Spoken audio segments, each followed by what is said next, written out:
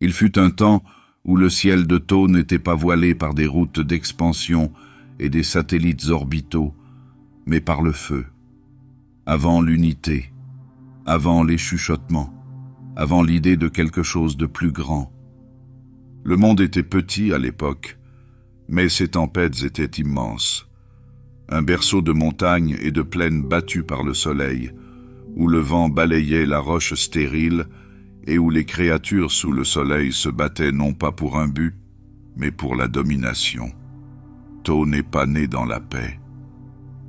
Son premier chant fut le silence, et son premier souffle eut un goût de fumée et de poussière. Les castes ne se connaissaient pas encore en tant que telles.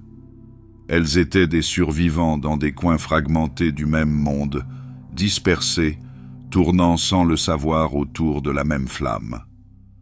Ceux qui s'enfonçaient profondément dans la pierre deviendraient la caste des terriens, façonnant des abris de leurs mains patientes. Ceux qui erraient dans le ciel, rêveurs et messagers, deviendraient la caste de l'air. Les pêcheurs et les chanteurs de rivières des basses stères deviendraient l'eau, parlant avec des voix accordées à l'harmonie. Et dans les hautes terres, des guerriers faits de nerfs et de précision se battaient dans un crépuscule sans fin. C'est d'eux que sortirait la caste du feu. Mais ensuite, il y a eu le manteau. Plus personne ne l'appelle ainsi à voix haute. Le mot est trop fort, même aujourd'hui. C'était une époque d'effondrement, une époque où les anciennes frontières s'effritaient et où la survie se transformait en brutalité. Des tribus ont brûlé des vallées entières pour obtenir de la terre. Les bandes guerrières se battaient non seulement pour le territoire, mais aussi pour la peur elle-même. Les jeunes étaient élevés dans la mémoire du sang. L'honneur est devenu de la cendre. Et les étoiles, elles regardent sans bouger, sans être touchées. Même à ce moment-là, il y avait des aperçus, des fragments de quelque chose au-delà. Un curieux satellite lancé depuis un plateau oublié. Une lumière étrange traversant le ciel, inaperçue de la plupart des gens. Quelque part, toujours, il y avait la suggestion silencieuse que ce monde, dans tout son chaos, n'était peut-être pas le seul. Puis vint le premier éthéréal.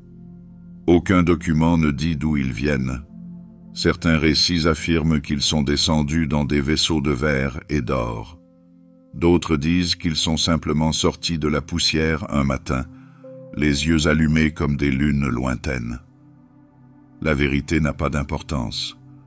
Ce qui compte, c'est la façon dont ils ont parlé, et la façon dont les autres les ont écoutés.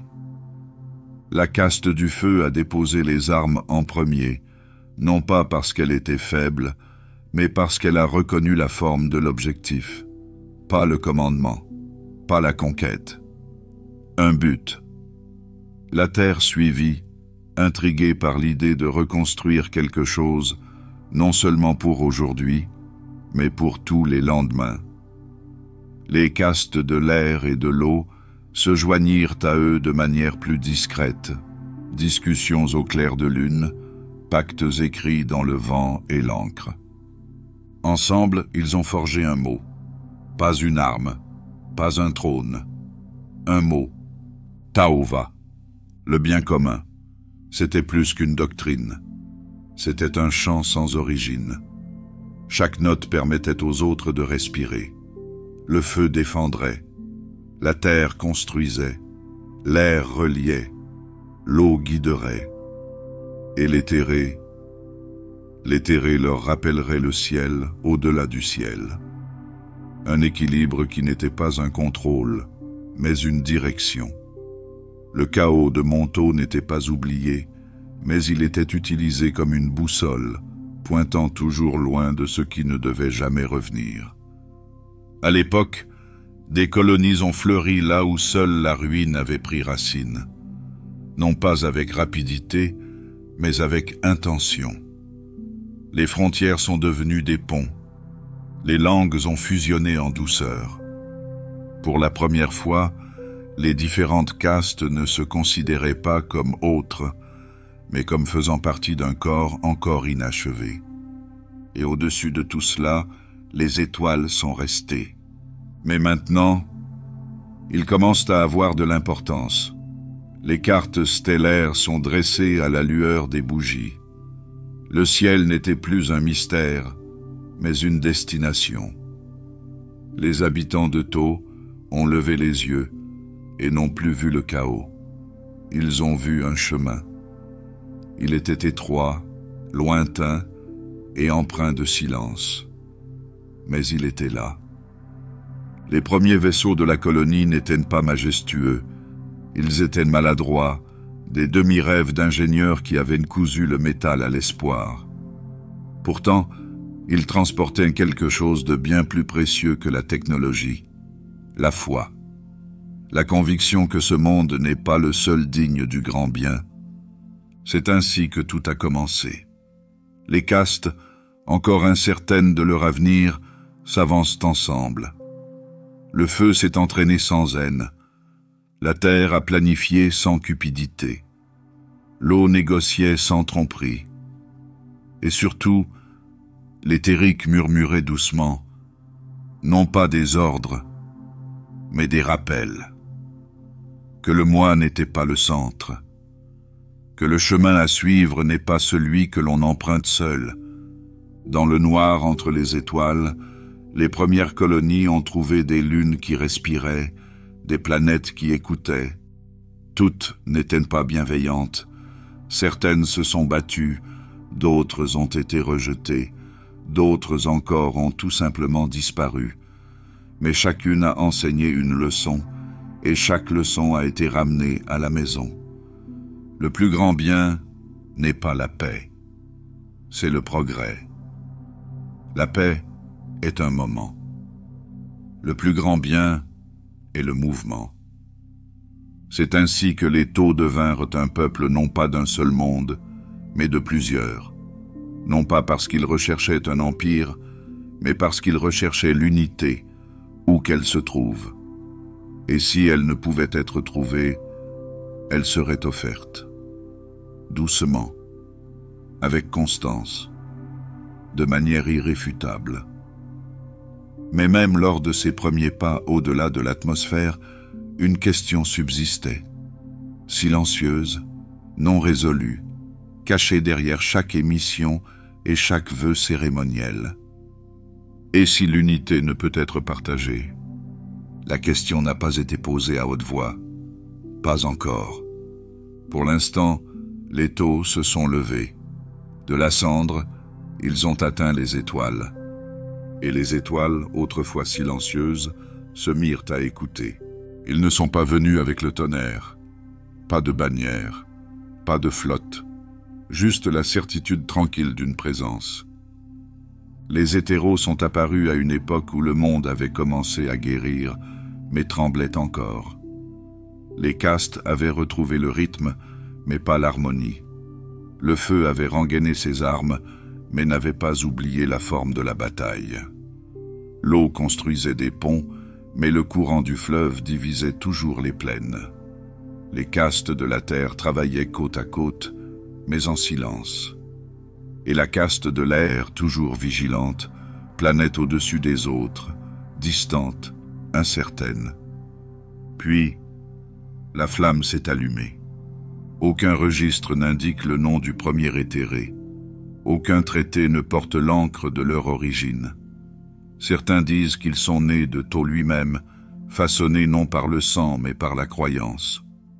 D'autres murmurent qu'ils sont descendus, vêtus et rayonnants, de vaisseaux qui scintillaient comme des lunes. La plupart des gens ne posent pas la question. La question elle-même semble sans importance. Tout ce qui compte, c'est qu'ils soient arrivés et que les castes les aient écoutés. Pas par la force, pas par la peur, mais par une gravité qui fait plier plus que le métal. La caste des hétéros parlait doucement, si doucement en fait, que des villes entières changeaient de direction sans qu'on entende le son d'un ordre.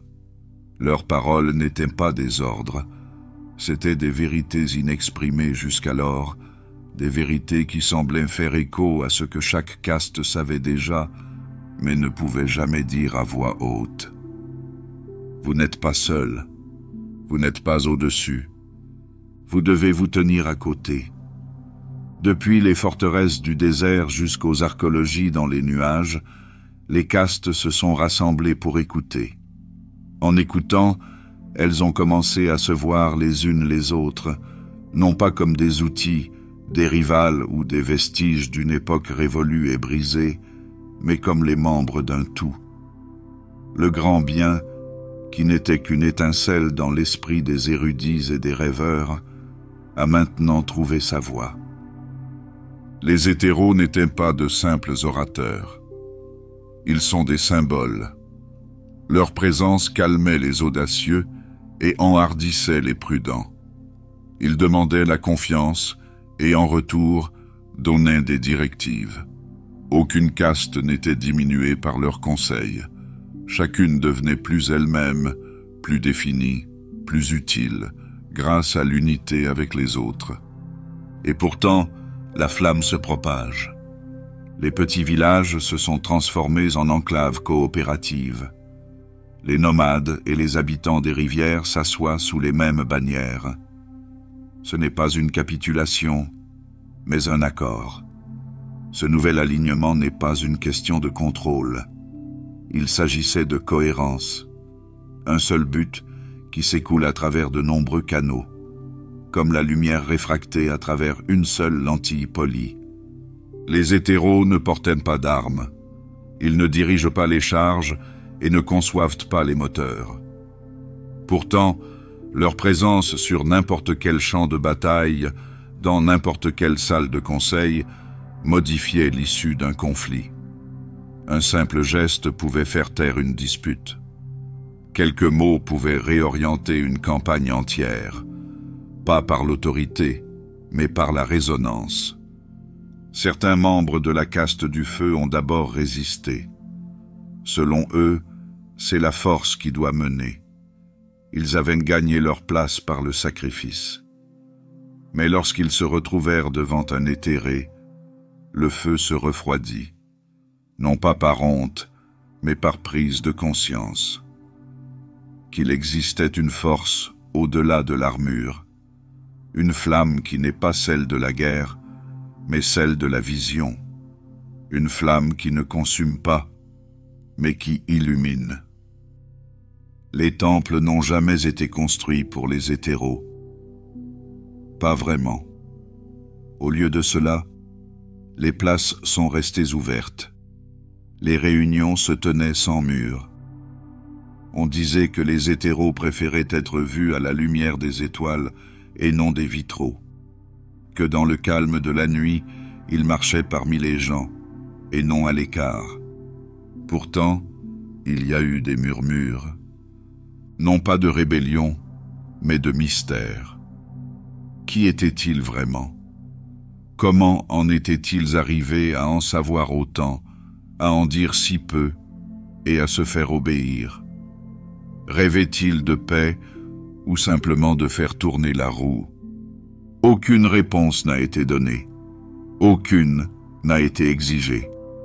Le mystère lui-même est devenu une partie de la confiance, un silence enveloppé d'un but. Et lentement, la foi a pris racine. Pas dans les dieux. Les taux n'avaient pas besoin d'idoles, mais dans la forme de l'avenir, dans l'idée que personne ne devrait marcher seul à travers des étoiles trop vastes pour être cartographiées, des dangers trop subtils pour être nommés, que le moi, aussi brillant soit-il, c'est un seul, qu'ensemble, il durerait. La flamme éthérée ne brûlait pas de chaleur, mais d'immobilité. Dans sa lueur, les castes se déplaçaient comme une seule personne, tranquillement, doucement, vers quelque chose de plus grand que n'importe quelle vie. Les étoiles sont restées patientes, et dans le silence entre les systèmes, dans le silence qui précède l'arrivée dans le monde suivant, on peut presque l'entendre. Un murmure non pas de conquête, mais de continuité. Le bien commun ne s'élève pas dans le feu, il se répand en chaleur. Dans la faible lueur d'un pâle lever de soleil sur Thau, 4 chemins se sont jadis séparés, incertains, chargés de souvenirs. Le feu a brûlé son chemin à travers la conquête. La terre a labouré et fortifié.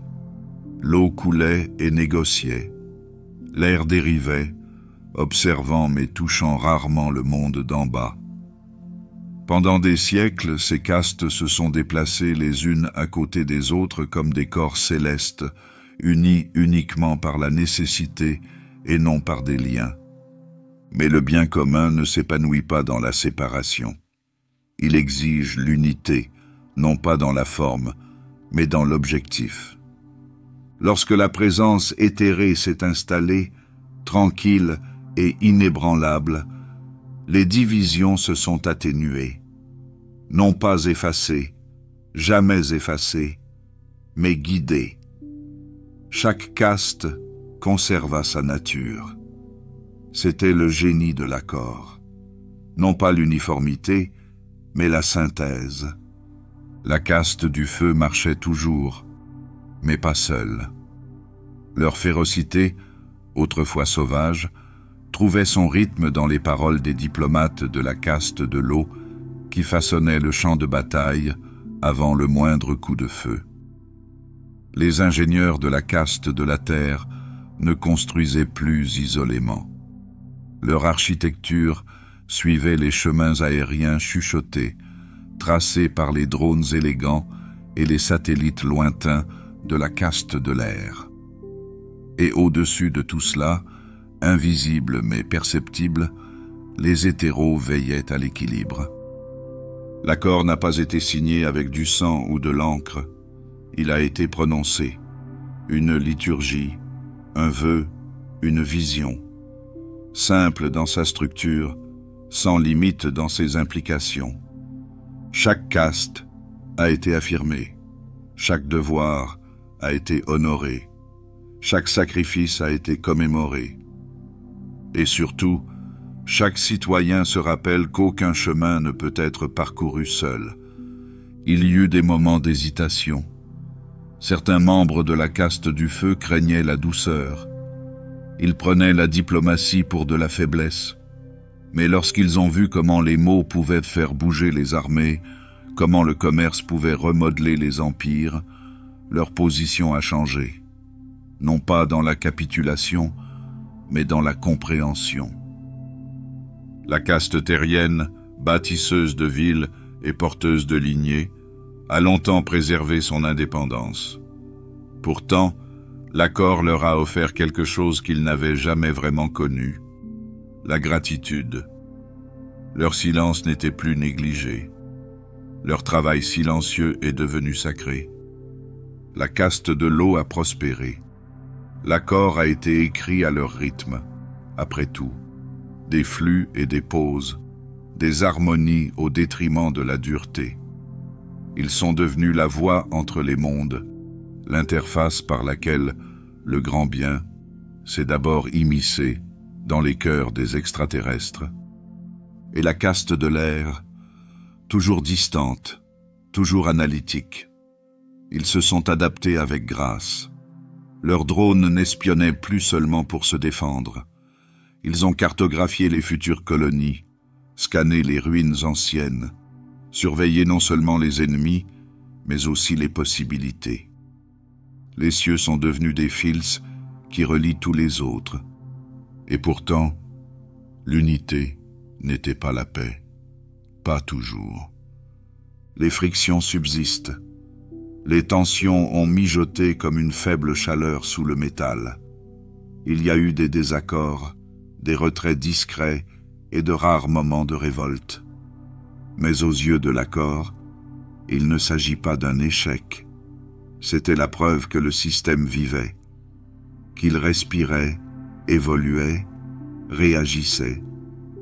L'harmonie n'est pas synonyme de silence. Elle est synonyme de symphonie. Sur tout le continent de Taon, de grandes salles furent construites, non pas comme des temples, mais comme des espaces de dialogue. Les représentants des castes s'y réunissaient en congrès permanent. Les hétéros jouaient le rôle de modérateurs, sans jamais dominer. Les propositions étaient présentées en cadence, mesurées et lentes, les décisions prises avec gravité et non avec précipitation. L'accord n'a jamais été appliqué par la menace. Aucune chaîne n'a été nécessaire. Au contraire, la doctrine a été intégrée à l'éducation, aux rituels et à la vie quotidienne. Les enfants apprenaient leur rôle très tôt, mais pas comme des limites. Leur caste était une vocation, un don, non pas pour dominer les autres, mais pour élever tout le monde. Même l'appellation a changé. Les individus ont commencé à se désigner non seulement par leur nom ou leur clan, mais aussi par leurs fonctions et leurs responsabilités. Il ne s'agit pas d'un abandon de l'identité, mais d'un approfondissement de celle-ci. Ils n'étaient plus un parmi d'autres, mais un pour d'autres. Le bien commun est au cœur de tout. Pas seulement une phrase, mais un rythme, un motif, une lumière vue de l'intérieur. Elle a guidé la construction des navires, non pas pour une conquête individuelle, mais pour une domination partagée. Elle a façonné le langage, l'a simplifié et l'a rendu plus clair. Elle a même influencé l'art. Là où régnait la sculpture sauvage et les tons fragmentés, l'harmonie des courbes et la douceur de la géométrie ont pris leur place. Il y a de la beauté dans la retenue. L'accord a été conclu, et lorsque le peuple Tau regardait les étoiles, il ne le faisait pas comme des fragments de vieilles traditions, mais comme un tout, construit à partir de contrastes. 4 chemins avaient autrefois divergé. Ils convergeaient maintenant, s'élevant en spirale comme les bras d'une tour qui n'avait pas de sommet, mais seulement une direction. Vers le haut, vers l'extérieur, ensemble.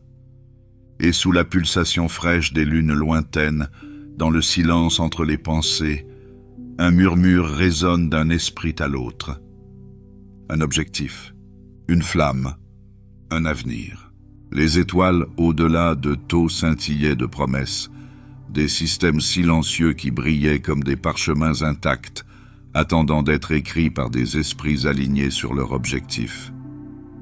Les premiers vaisseaux à quitter leur planète ne se sont pas élancés vers l'extérieur l'épée au clair, mais plutôt les mains tendues et les transmissions ouvertes. La diplomatie, et non la domination, constituait la pointe de leur lance en expansion. Pendant un certain temps, le vide les a accueillis.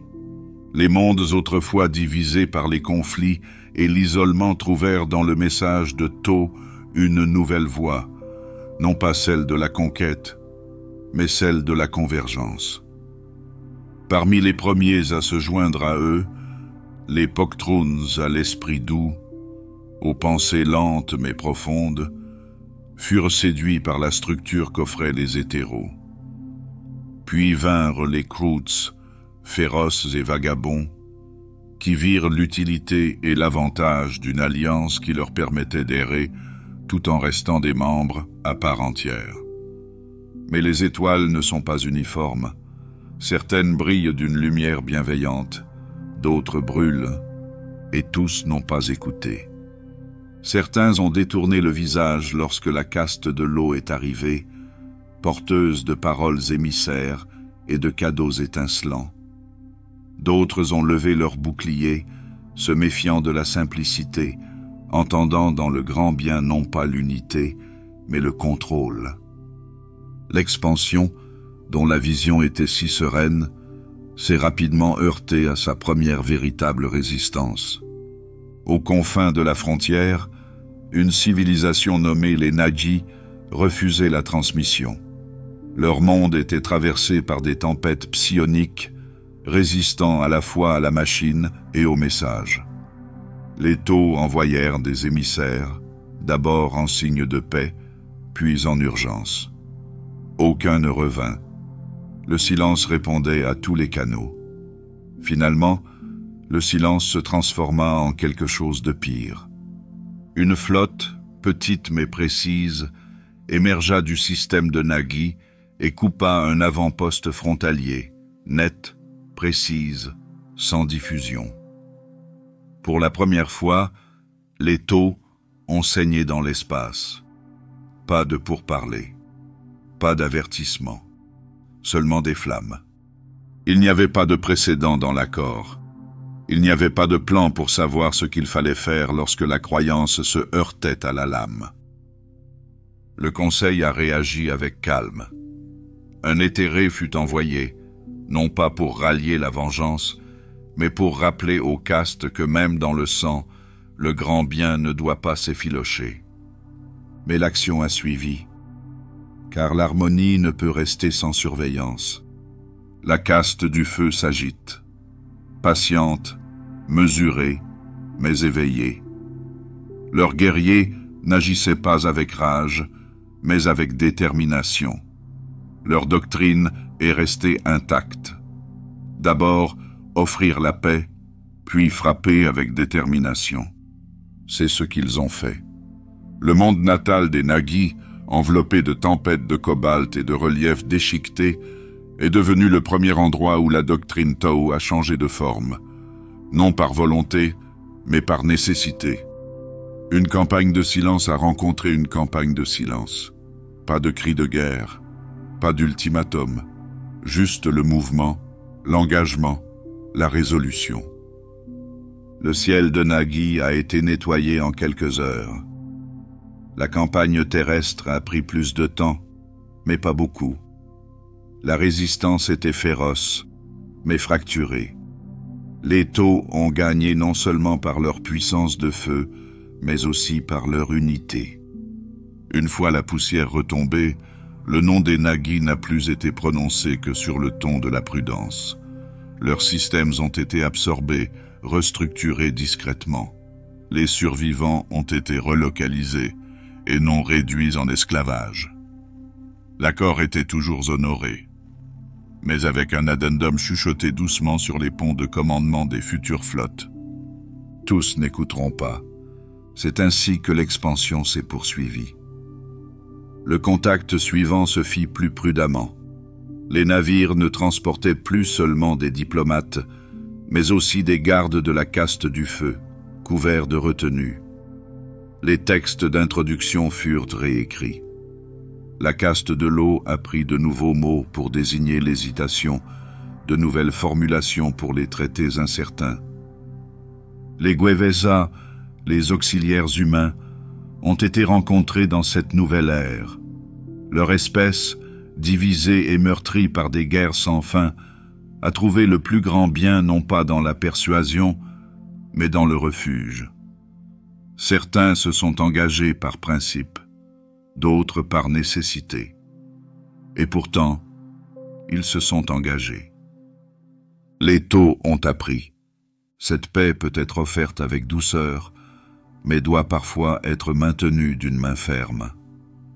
Que toutes les étoiles ne recherchent pas l'harmonie, que certaines brillent dedans sous leur lumière. Et pourtant, malgré tout, la doctrine ne s'est pas fracturée. L'accord a plié, mais ne s'est jamais brisé. Les hétéros en sont restés la colonne vertébrale. Leur présence, silencieuse à certains moments mais toujours ressentie, a tempéré ce qui aurait pu brûler trop vite. Ils ont rappelé à tous que l'objectif n'était pas la conquête, mais l'illumination. Que chaque planète ensanglantée, chaque allié réticent, n'était pas un trophée, mais un défi. Amener même les récalcitrants à une paix qu'ils n'avaient jamais connue. C'est ainsi que les étoiles se sont remplies de noms. Alliés, enclaves, stations, marqués non pas sur des cartes de conquête, mais dans des calendriers partagés et des traités chuchotés. L'expansion ne se fait plus en une seule ligne. Elle s'enroule en spirale, se ramifie, se faufile dans l'espace à un rythme plus organique que militaire. Pourtant, le souvenir de Nagui persistait, comme une leçon, comme un avertissement.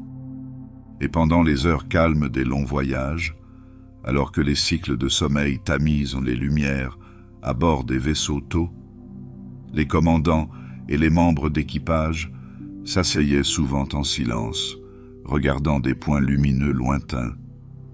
Chacun une possibilité, chacun un risque. Et sous leur souffle, une question silencieuse s'élevait parfois. Nous entendront-ils? Comprendront-ils? Devrons-nous leur apprendre par le feu? Personne n'a souhaité de sang, mais tous n'étaient pas prêts pour la paix.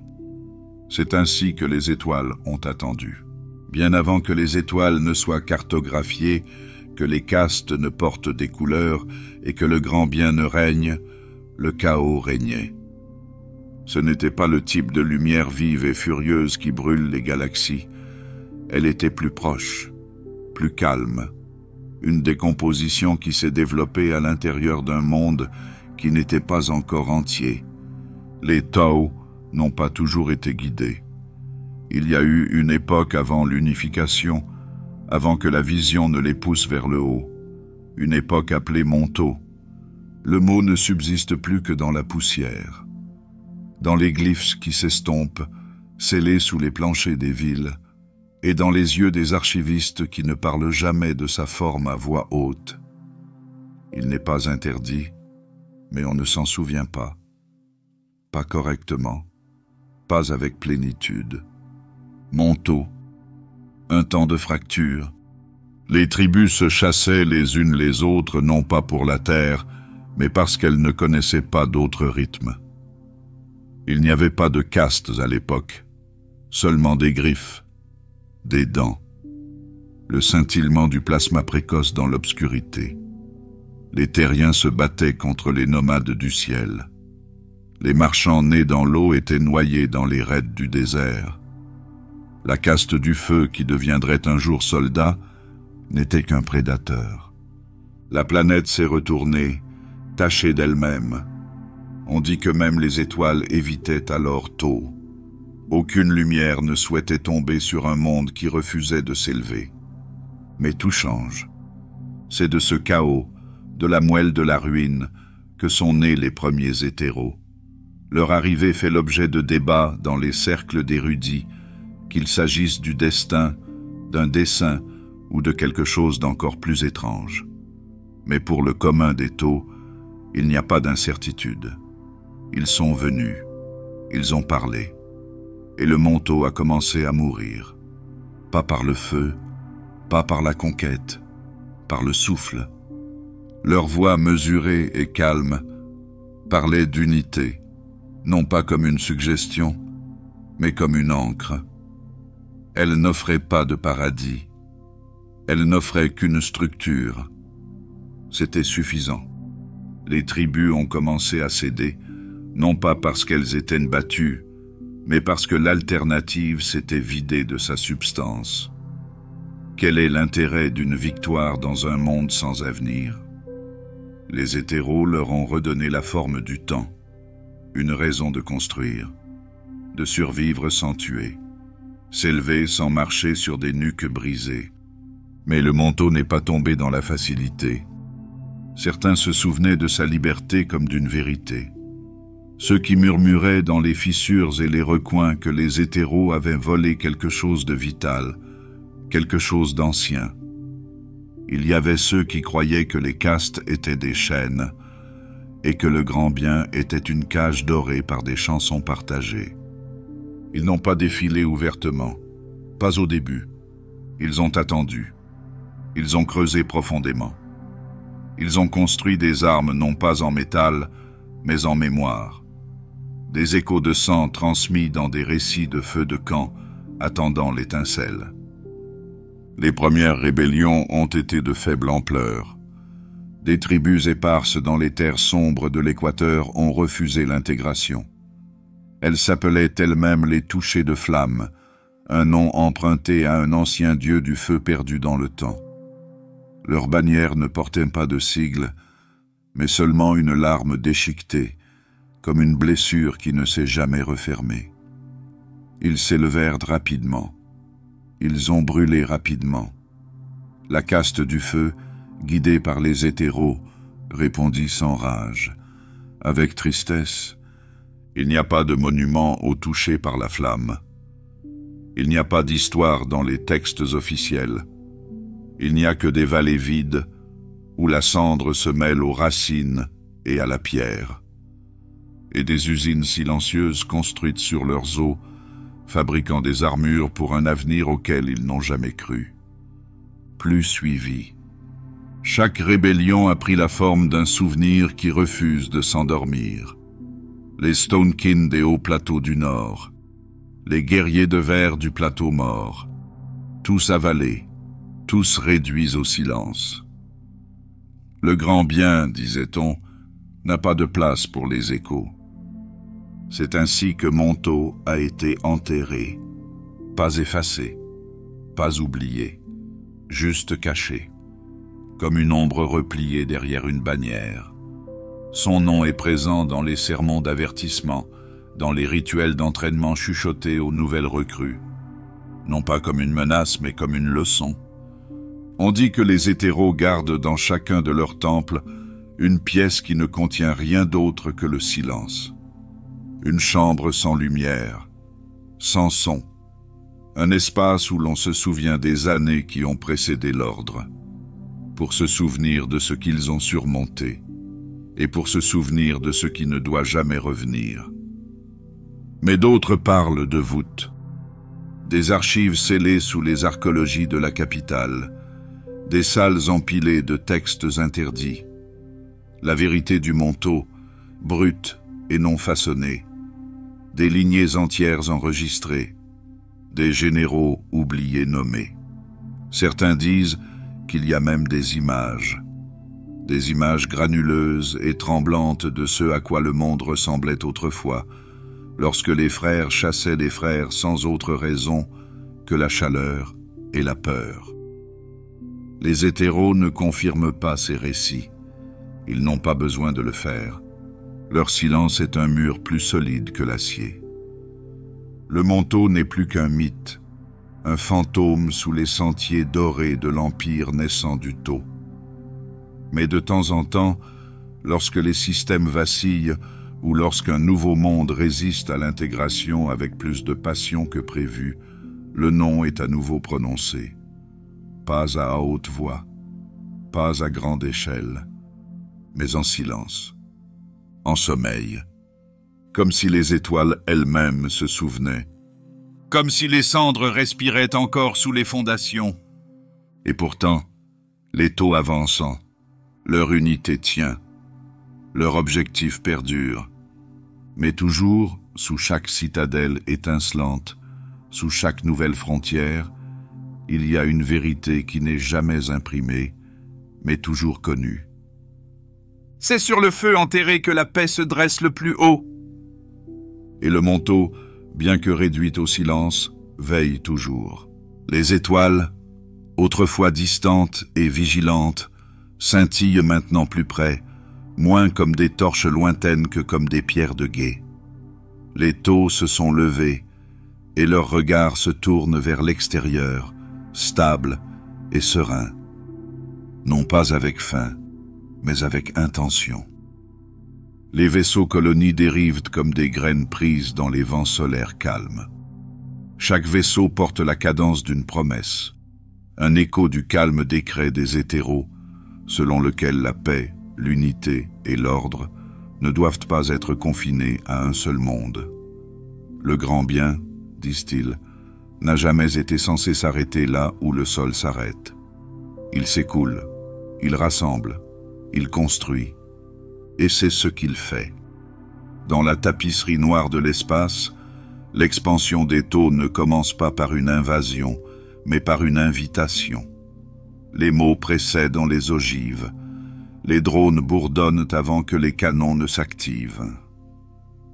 La caste de l'eau, à la langue argentée et patiente, sert à la fois de pont et de baume. Il parle d'harmonie, pas de hiérarchie, de progrès partagé, de nouveaux avenirs dessinés non pas dans le sang, mais dans la coopération. Certains écoutent, d'autres se joignent à eux. Au bord de soleils encore innommés, des enclaves s'élèvent, sèches, ordonnées, délibérées. Des structures cubiques s'épanouissent sur les surfaces extraterrestres comme des fleurs géométriques, efficaces et sereines. Les ingénieurs de la caste de la Terre sculptent des habitats qui imitent la maison, tandis que les guerriers de la caste du feu patrouillent sans agressivité. Leur présence n'est pas hostile, elle est simplement certaine. Une déclaration de préparation, une promesse de protection. Le Greater Good, dans ces zones éloignées, ressemble plus à une atmosphère qu'à un credo. Il entoure, il adoucit, il conduit. Mais l'expansion, aussi gracieuse soit-elle, ne se fait jamais sans heurts. Il existe des mondes où la diplomatie se heurte au silence. D'autres où les émissaires commerciaux disparaissent dans la jungle sans jamais donner de nouvelles. D'autres encore où l'histoire est trop profonde, trop tranchante, pour être émoussée par des mots doux. Dans ces endroits, la caste de l'eau ne revient pas. La caste du feu est envoyée à la place. Et pourtant, même leur arrivée est mesurée. Pas tonitruante, mais précise, ciblée. Ils ne frappent pas pour conquérir, mais pour corriger, pour ouvrir la voie au dialogue, à la compréhension, pour une paix éventuelle. Ce mélange de guerre et de chuchotement devient la signature de l'expansion des taux, non pas la domination, mais l'assimilation. La résistance est étudiée, pas redoutée. Chaque conflit est une leçon, chaque victoire devient un modèle. Et lentement, sûrement, l'empire s'agrandit. Non pas comme un empire d'empire, mais comme un réseau de chemins convergeant vers un but. Le grand bien devient moins une expression qu'une marée. Il contourne les résistances. Il s'infiltre dans les fissures laissées par les pouvoirs plus anciens. Là où d'autres règnent par la peur, les taux offrant une certitude plus douce. Même leurs ennemis peinent à les définir. Pour l'Imperium, ils sont un paradoxe. Jeunes, mais sûrs d'eux. Technologiques, mais étrangement spirituels. Leur empire se développe non pas dans le fracas des bombardements planétaires, mais avec l'inévitabilité tranquille d'une philosophie en mouvement. Pour les orques, ils sont des proies bizarres, disciplinés, retenus, mais capables lorsqu'on les presse. Pour les Eldar, ils sont dangereux non pas pour ce qu'ils sont, mais pour ce qu'ils pourraient devenir. Pourtant, au milieu de cette expansion, les taux restent calmes. Il n'y a pas de précipitation. Il n'y a pas de sentiment d'urgence. Pour eux, le temps n'est pas une barrière, c'est un compagnon. Ils ne construisent pas un empire pour aujourd'hui, ni même pour demain. Ils façonnent l'avenir, un geste patient à la fois. Chaque nouveau monde apporte de nouvelles complexités. Certaines races extraterrestres acceptent le grand bien à bras ouverts, reconnaissantes de la stabilité. D'autres acceptent à contre-cœur, s'accrochant aux traditions tout en acquiesçant au progrès. D'autres encore sourient et s'inclinent, mais cachent leur résistance dans l'ombre. Les taux s'y attendent, ils s'y préparent. Les hétéros conseillent la patience, et la patience est infinie chez ceux qui croient que leur chemin est juste. Pourtant, des questions se posent. Des murmures circulent dans les casernes et les archives. Toutes les voix sont-elles vraiment libres dans l'intérêt du plus grand nombre? L'unité reste-t-elle l'unité si elle est imposée par des pressions subtiles, par des vérités soigneusement élaborées? Mais ce sont de doux murmures, des doutes privés, et les étoiles n'écoutent pas. L'Empire continue. Des sables brûlants des lunes désertiques aux flèches gelées des mondes de la toundra, les taux lestent leur empreinte, non pas en ruine, mais en ordre, dans les écoles et les cliniques, dans des structures qui bourdonnent d'un objectif commun. Ils ne renomment pas les planètes, ils n'effacent pas les histoires. Ils s'y ajoutent simplement. Le bien commun devient la page sur laquelle chaque nouvelle culture doit écrire. Un chapitre commun, un refrain unificateur. Et au-dessus de tout cela, toujours, se tiennent les hétéros. Ils observent, guidants, souriants. Leur présence n'est pas bruyante, mais totale. Leur influence est douce, mais absolue. Ils ne commandent pas avec des menaces, mais avec une calme certitude. Ils ne sont pas des dirigeants. Ils rappellent ce que les taux étaient et ce qu'ils doivent toujours devenir. C'est ainsi que l'Empire s'étend vers l'extérieur. Colonie par colonie, étoile par étoile, pas dans la précipitation, pas par orgueil, Mais avec le rythme tranquille et sans fin de la croyance qui se déploie.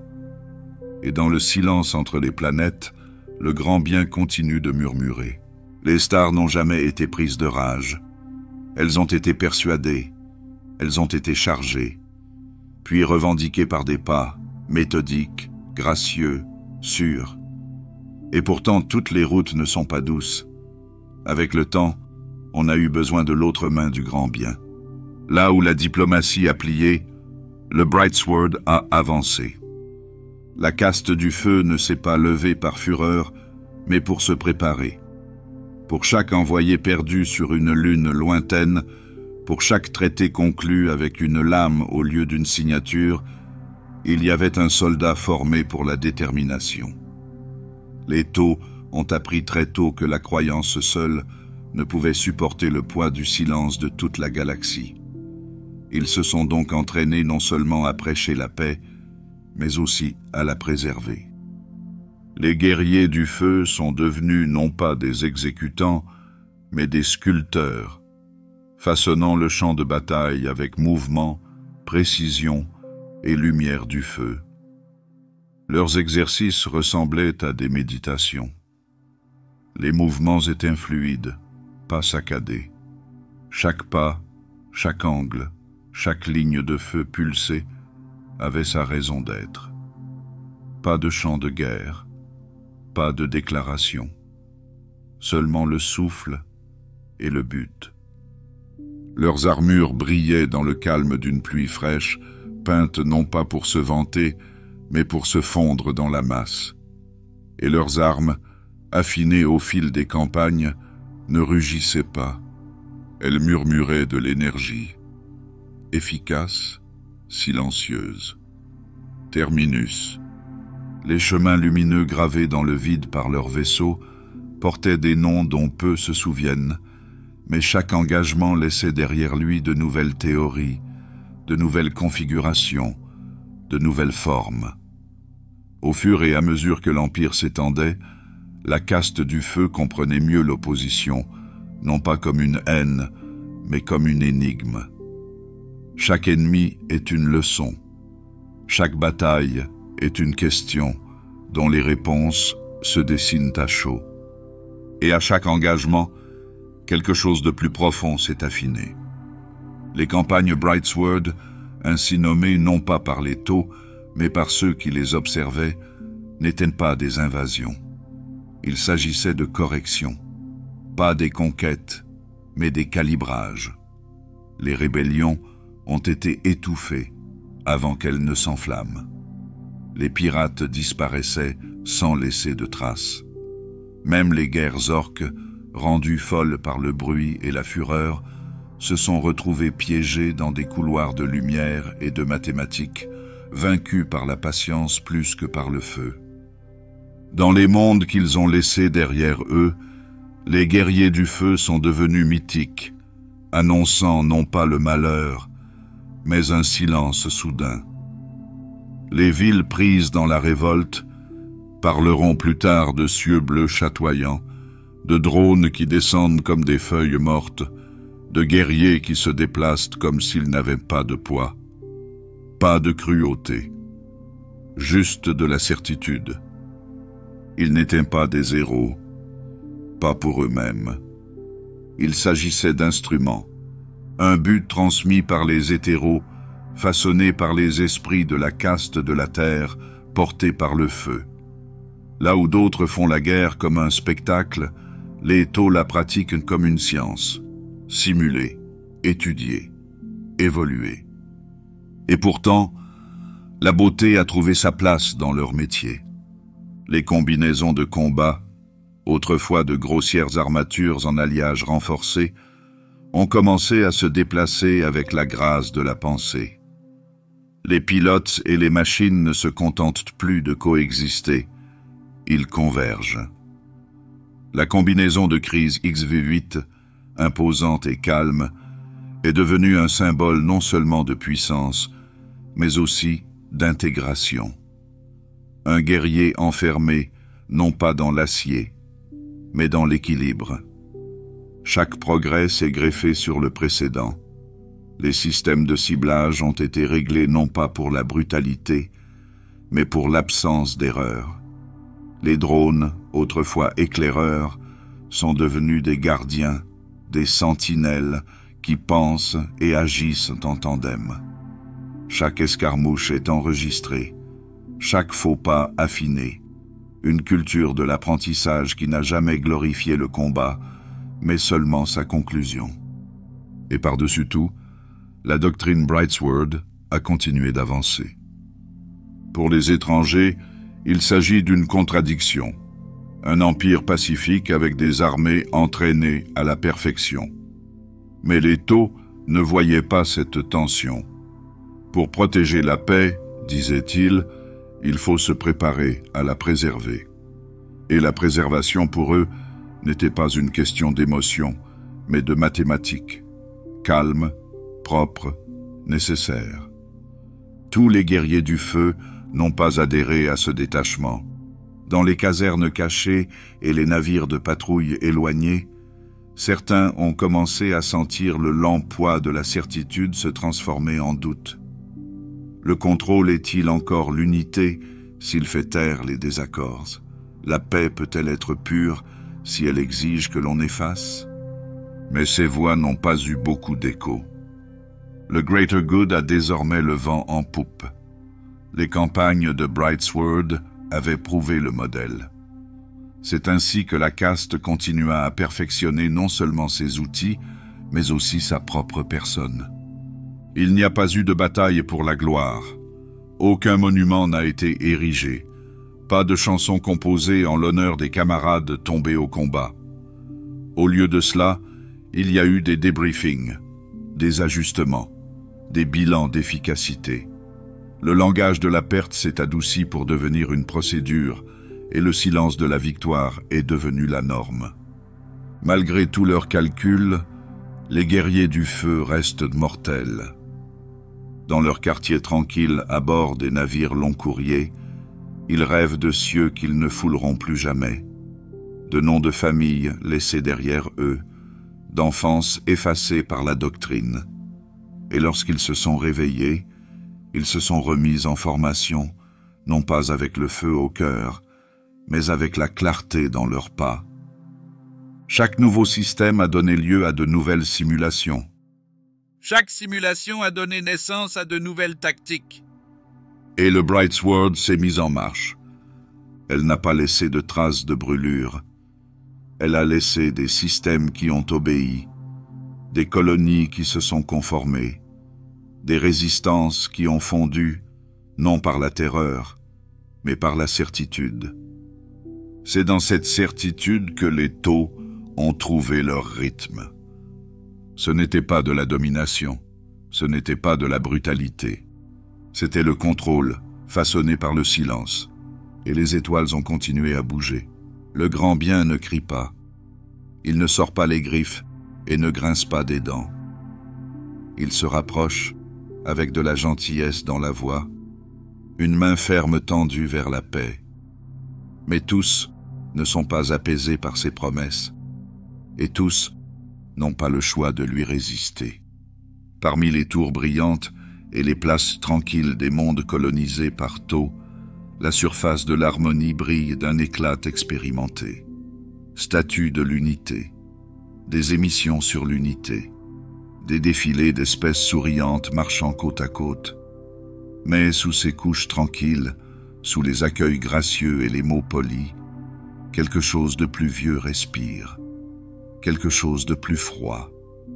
Il y a des pièces qu'aucun visiteur ne voit. Il y a des couloirs bordés non pas de bannières, mais d'écrans, d'observation, de recalibrage. Car lorsque l'unité vacille, la correction suit. Pour certaines espèces, le bien commun est un soulagement. Pour d'autres, une cage adoucie de soie. Les Thoths n'asservissent pas avec des chaînes. Ils persuadent, ils éclairent. Et si le message ne prend pas racine, ils ajustent l'auditeur.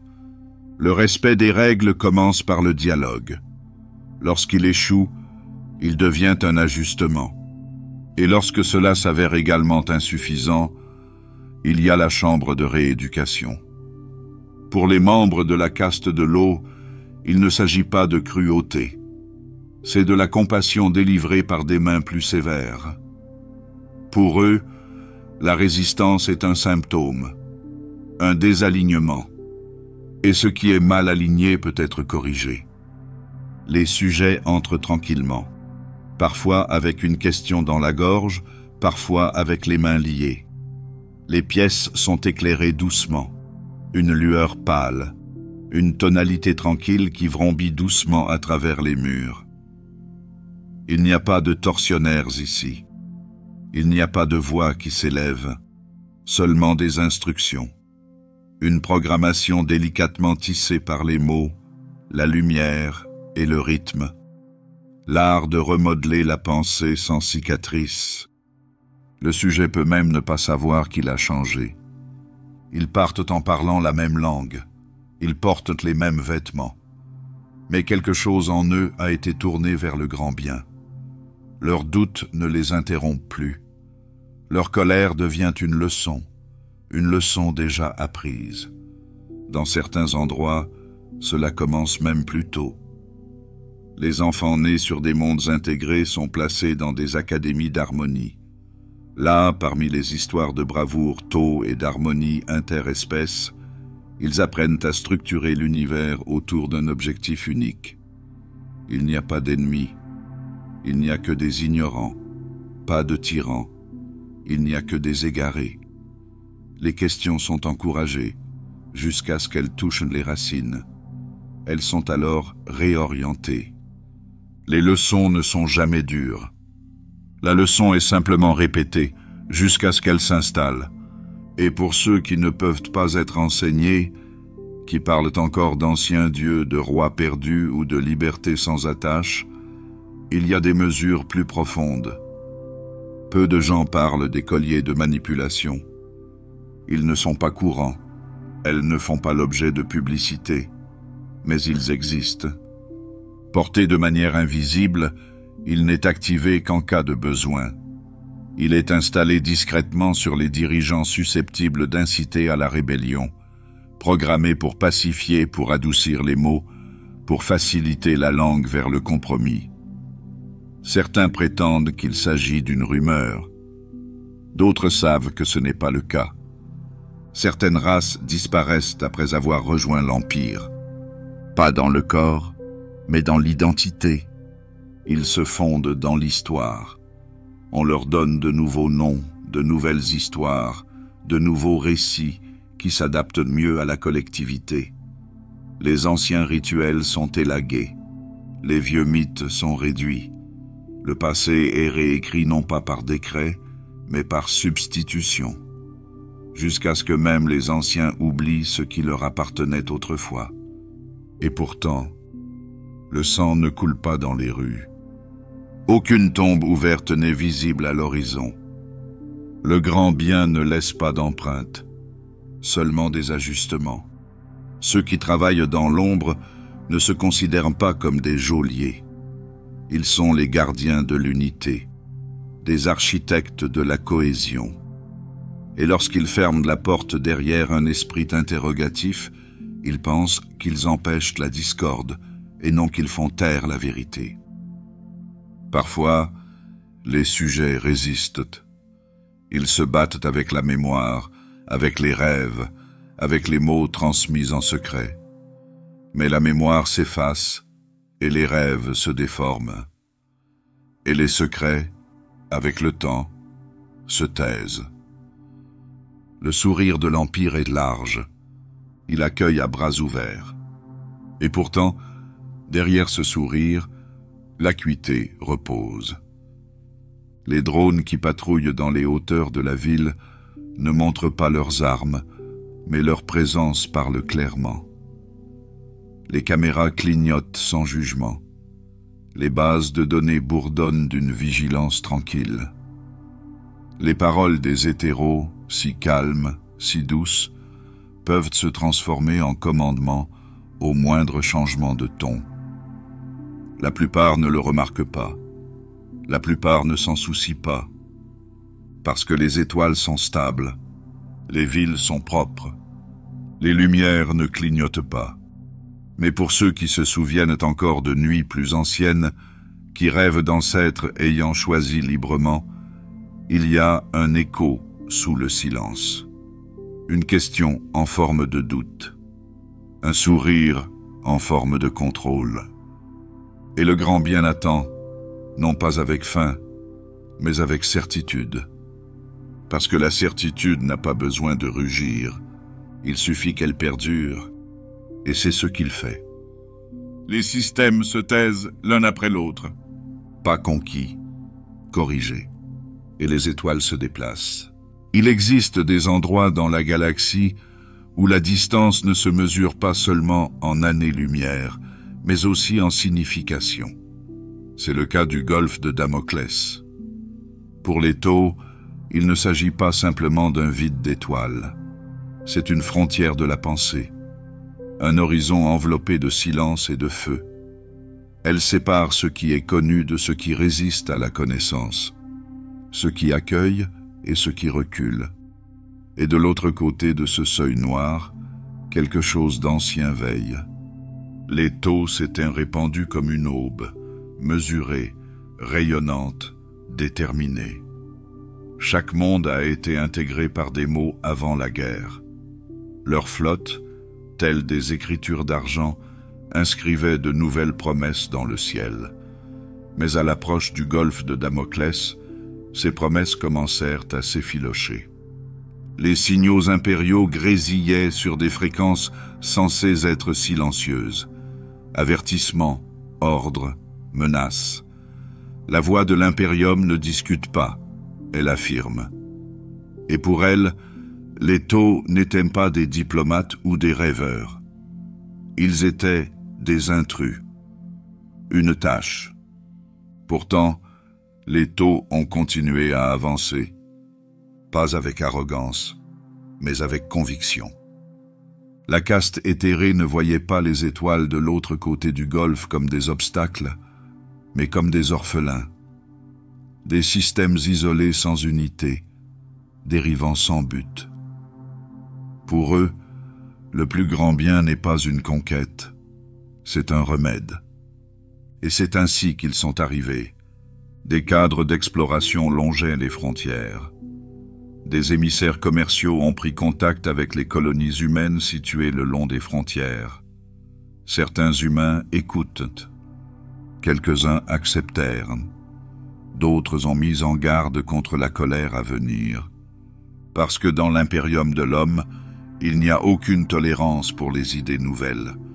Il n'y a que l'empereur. C'est ainsi que, de l'autre côté du golfe, le tonnerre s'est fait entendre. Les premiers coups de feu n'ont pas été forts. Petits engagements, des escarmouches, un vaisseau égaré repoussé ici, un vaisseau de patrouille perdu là.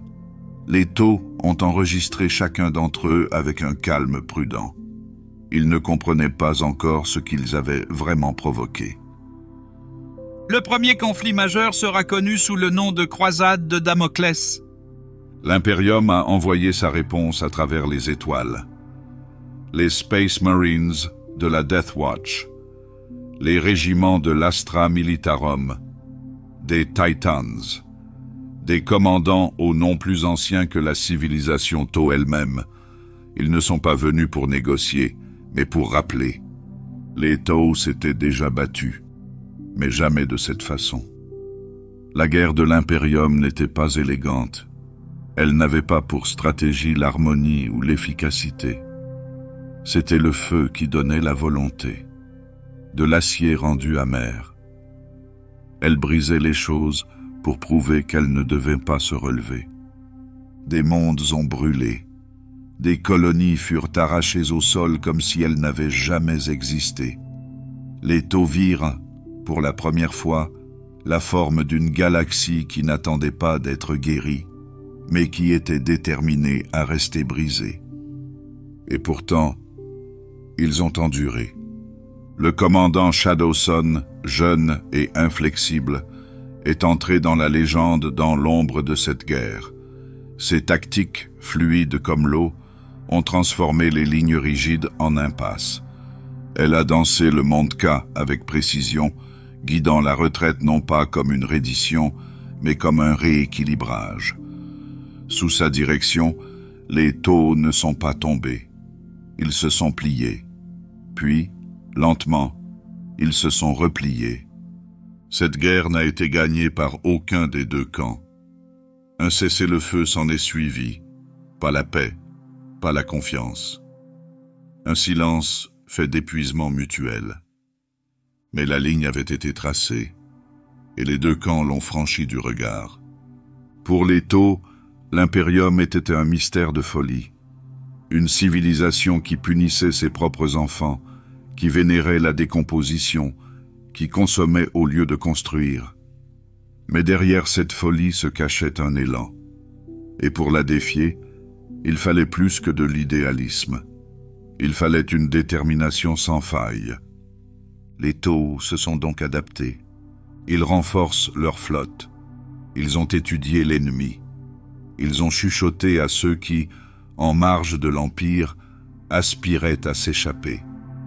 Ils ont tendu une main vers l'avenir, tout en apprenant tranquillement à serrer le poing de l'autre. Et pourtant, le plus grand bien est resté la bannière, même s'il s'effiloche. Même sous les sermons, la caste du feu forait plus longtemps, construisait plus vite, frappait plus fort. Parce que les étoiles au-delà du golfe n'ont pas attendu. Ils ont regardé. Et les Tau, ayant vu la véritable forme de la résistance, ont choisi de ne pas s'arrêter, de ne pas s'interroger, mais d'aller de l'avant. Le fossé, autrefois redouté, est devenu familier. Les étoiles qui se trouvaient au-delà, moins. Mais le voyage s'est poursuivi. Et le silence revint, juste assez longtemps pour être à nouveau brisé. Doucement, le chapitre se referme, non pas sur un triomphe, non pas sur une fin, mais avec la lente inspiration de l'inévitabilité. Parce que les Tau ne s'arrêtaient pas. Pas ici. Pas maintenant! Et pas pour n'importe qui. Parmi les innombrables noms prononcés à travers les étoiles, certains vénérés lors de cérémonies, d'autres chuchotés dans la crainte, l'un d'entre eux commença à briller non pas avec faste, mais avec inévitabilité. Oshova, commandant Farsight. Son ascension n'a pas été annoncée par la tradition, ni bercée par les robes de la caste éthérée. Il est né d'une décision, de la clarté, de l'instant où d'autres se sont arrêtés et où il a fait un pas en avant. Dans une galaxie qui s'effiloche, ce n'est pas l'idéologie qui lui a permis de garder la main, mais le but. Les systèmes extérieurs furent mis à rude épreuve. Des bandes de guerriers déferlèrent dans des secteurs éloignés, les orques en tête, se répandant comme une maladie, défiant l'extermination. La caste du feu répondit comme elle avait été entraînée, avec discipline, avec doctrine. Mais là où les autres suivaient un scénario, Farsight agissait par instinct. Chaque campagne portait sa marque, précise, sans compromis, rapide. Il n'a pas fait la guerre pour la gloire, mais pour la tranquillité. Il n'a pas cherché à punir, mais à achever. L'Empire en prend note. Les victoires parvenaient au commandement central avant même que ses demandes de renfort n'aboutissent. Des secteurs entiers ont été pacifiés, réorganisés, stabilisés, le tout sans tambour ni trompette. Les civils n'applaudissaient pas la politique. Ils se souvenaient du calme laissé dans son sillage. Son nom s'est répandu non pas par des émissions de propagande, mais par le bouche à oreille. On ne se contente pas de lui obéir, on lui fait confiance. Et cela, plus que tout, déstabilise les hétéros. Ils ont surveillé. Ils ont envoyé des émissaires. Non pas avec des accusations, mais avec des questions, formulées poliment, enveloppées dans une cérémonie. Est-il aligné? Était-il toujours dans le cadre? Comprenait-il les implications de son autonomie? Il a répondu par l'action. Farsight n'a pas rejeté le grand bien. Il a incarné son intention, tout en mettant de côté ses contraintes. Il a interprété la doctrine non pas comme une loi absolue, mais comme un outil pour apporter la sécurité, la clarté, la survie. Ce faisant, il a commencé à tracer son propre chemin. Les guerriers sous son commandement se déplacent avec lui. Leurs cérémonies se sont raccourcies. Leurs dévotions sont devenues plus silencieuses. Non pas abandonnées, mais transformées. Ils se tournaient vers lui non pas parce qu'il avait été nommé, mais parce qu'il s'était levé quand d'autres hésitaient. Ils le saluaient non pas par rituel, mais par reconnaissance. Les changements se sont accumulés. Les routines d'entraînement ont été adaptées. Les bases ont été fortifiées au-delà de la réglementation. Les armes ont été rééquipées en fonction des besoins et non de la politique. Farsight ne résistait pas. Il affinait. Puis vint le silence qui définit le tournant. Une campagne aux confins de la galaxie. Des colonies assiégées par les orques. Farsight a demandé de l'aide. La réponse? En attente de nouvelles instructions. Il n'a pas attendu. Il a frappé rapidement. Il a sauvé des milliers de personnes. Et ce faisant, il s'est mis hors de leur portée. À son retour, il n'y a pas eu de célébration. Seulement une évaluation. Une inquiétude déguisée en enquête. Il n'a pas été puni, mais on ne lui faisait plus confiance. Il a donc reculé. Non pas en reculant, mais en comprenant. D'autres étoiles attendaient. Ces guerriers suivirent, non par rébellion, mais par conviction. Ils avaient vu une autre voie. En coulisses, l'illusion de l'harmonie a commencé à trembler. Le bien commun tenait bon, mais pas aussi fermement, pas aussi complètement. Farsight n'a pas déclaré sa séparation, mais à chaque pas hors de leur portée, l'ombre de l'Empire derrière lui s'allongeait, et le feu qu'il portait brûlait un peu plus fort. Les étoiles commencent à perdre leur chaleur. Au-delà des limites de l'espace autorisé, là où les frontières s'effilochent et où les cartes deviennent silencieuses, les campagnes du commandant Farsight se sont approfondies. Les victoires n'ont pas cessé, mais elles ont changé. Plus lentement maintenant, non pas à cause de la résistance, mais à cause de l'étrange poids de chacune d'entre elles, comme si quelque chose d'invisible pressait l'âme de chaque conquête. Les mondes qu'ils ont trouvés ne portaient pas de défi. Aucun défenseur, seulement le silence. Des villes laissées entières mais creuses, des colonies dont les habitants n'étaient pas morts, mais avaient disparu. Des lunes marquées par des armes qu'aucun ne pouvait nommer. Des champs de bataille sans mémoire. Chaque pas en avant traversait quelque chose d'invisible. Et les guerriers le sentaient. C'étaient des vétérans, endurcis par la flamme et le vide. Pourtant, ils commencèrent à parler moins, à s'attarder plus longtemps en silence après chaque engagement. Leurs pas ne faiblissaient pas, mais ils s'étiraient. Les nuits devinrent plus calmes. Les rêves devinrent plus aigus. Certains ont commencé à voir des choses, des ombres au coin de la vision, des motifs dans la façon dont la poussière se déplaçait, des échos sur le vox, des voix qui ne disaient rien, mais qui imitaient quelque chose d'anciennement connu. Les drones revinrent en panne, leurs enregistrements corrompus par quelque chose qui n'était pas tout à fait de l'interférence. Farsight l'a d'abord ignoré, puis il l'a supporté. Pourtant, il a continué. La forteresse monde Namara a marqué le tournant. Elle les a accueillis avec des flèches en mouvement et des grilles ronronnantes, une ville intacte. Mais aucun souffle n'agitait ces couloirs. Pas de sang, pas de corps, seulement l'absence, comme si la vie avait été réécrite, puis effacée. Ils ont cherché méthodiquement. Chaque couloir est propre, chaque système fonctionne, mais l'absence n'était pas passive.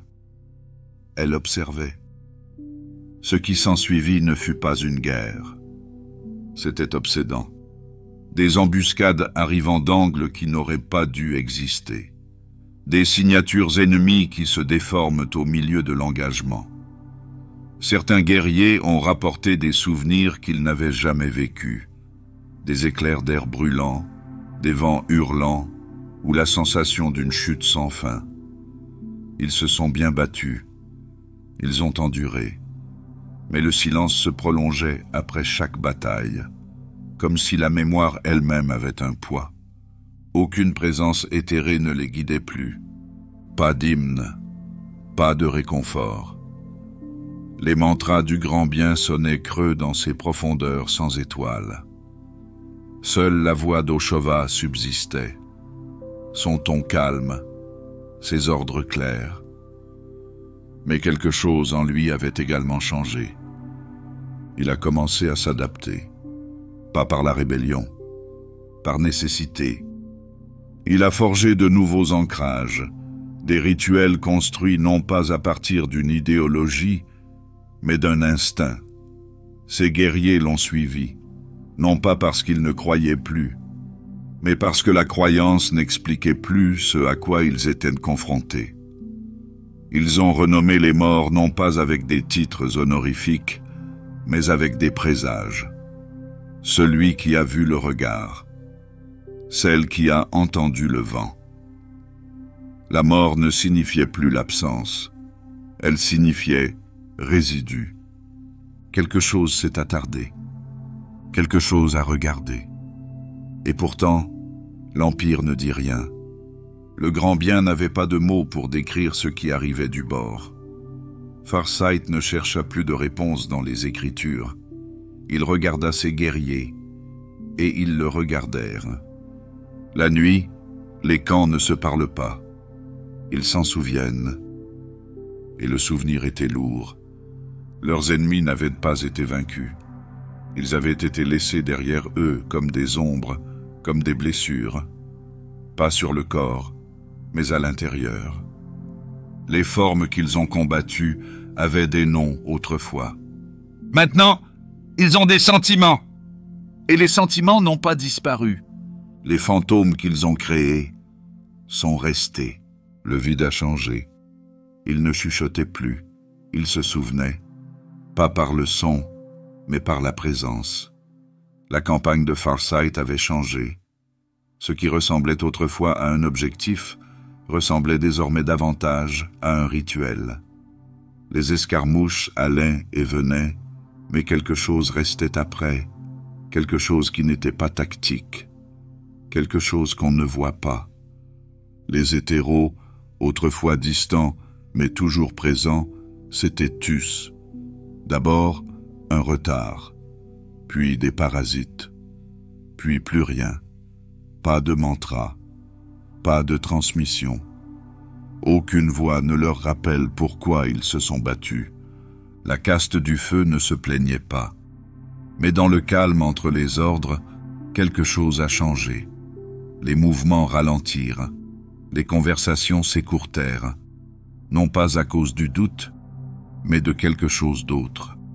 De la lassitude peut-être, ou de la pensée. Ils ont commencé à changer. Farsight l'a d'abord vu chez le plus jeune d'entre eux. Autrefois prompts à citer la doctrine, ils étaient désormais silencieux. Leurs saluts sont raides, leurs affirmations sont basses. Ils s'entraînaient, se battaient, survivaient. Mais leurs yeux n'étaient plus tournés vers le haut, attendant la validation d'en haut. Ils se sont tournés l'un vers l'autre. Et à lui, les batailles se sont poursuivies. Des mondes ont été gagnés, mais pas revendiqués. Ils se déplaçaient dans les systèmes comme des fantômes, précis, efficaces et silencieux. Mais plus personne n'appelait cela une conquête. Personne n'appelait cela quoi que ce soit. À la fin, il n'y avait plus que l'absence, et des noms qui ne répondaient plus à l'appel. Les morts n'ont pas disparu. Ils se sont attardés. Nommés, oui, mais pas avec une célébration, mais avec un certain poids, comme si la mort elle-même était devenue plus lourde, moins définitive, comme si chaque âme déchue se tenait désormais juste derrière l'épaule de quelqu'un qui respire encore. Toujours pas de nouvelles de l'Empire, pas de doctrine, pas de correction. Ils ont commencé à modifier leurs rites. Pas de longues bénédictions avant la bataille, pas de discours, pas d'attente de mots qui ne viennent jamais, seulement de brèves reconnaissances. Parfois, un simple regard. On parlait toujours du grand bien, mais de façon plus silencieuse, comme quelque chose dont on se souviendrait à travers une vitre. Une nuit. Si une telle chose existait ici. Farsight se tenait devant un sanctuaire. Sa laque s'était fissurée. Ses coins s'étaient ternis. Les sigles de l'unité, autrefois brillants, s'étaient estompés. Il ne s'est pas agenouillé. Il n'a pas parlé. Il est resté debout, seul. Et au bout d'un moment, il s'est détourné. C'est ainsi que le changement s'opère désormais. Pas dans la révolte, pas dans le feu, mais dans les espaces laissés derrière. Ils n'ont pas rejeté la foi. Ils étaient devenus trop grands. Et dans le silence qui suivit, les morts commencèrent à chuchoter. Pas en tant qu'ennemis, mais en guise de rappel. Ils n'obéissent plus aux ordres, ils s'en souviennent. Et les vivants, hantés, aiguisés, silencieux, ils ont écouté. Il y avait un monde qu'ils ne nommaient pas, ni sur les cartes, ni dans les registres. Un lieu de silence, des sables rouges s'étendent sous un soleil faible et lointain. Il n'a aucune valeur stratégique. Aucun commandement n'avait ordonné leur atterrissage. Mais Farsight l'avait choisi. Ou peut-être que c'était lui qui l'avait choisi. Parmi les ruines, à moitié enfoui dans un cratère encore chaud de mémoire, il trouva la lame. Ce n'était pas tôt, pas de sigle de la caste terrienne, pas de série, pas d'histoire. Il pulsait faiblement, comme s'il attendait. Lorsqu'il le souleva, le sable ne bougea pas. L'air ne s'est pas déplacé, mais quelque chose de profond et d'imperceptible a changé. La lame de l'aube, sa surface brillait étrangement, ne reflétant jamais deux fois la même lumière. Le poids n'était pas le bon. Trop lourd pour être manié avec aisance, il se déplaçait pourtant comme un instinct, un arc de métal silencieux, plus ancien que la compréhension. Il ne parlait pas. Il n'en avait pas besoin. Farsight n'a pas demandé ce que c'était. Quelque part au fond de lui, il le savait déjà. Dans les batailles qui suivirent, il la mania sans cérémonie. La lame frappait avec une précision infaillible, avant même que ses pensées ne se soient formées. Les ennemis tombaient figés, leurs blessures intactes, comme si le temps lui-même s'était arrêté pour les observer.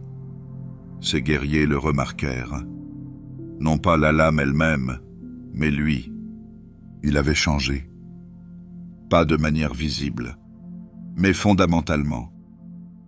Ses paroles se sont faites plus rares.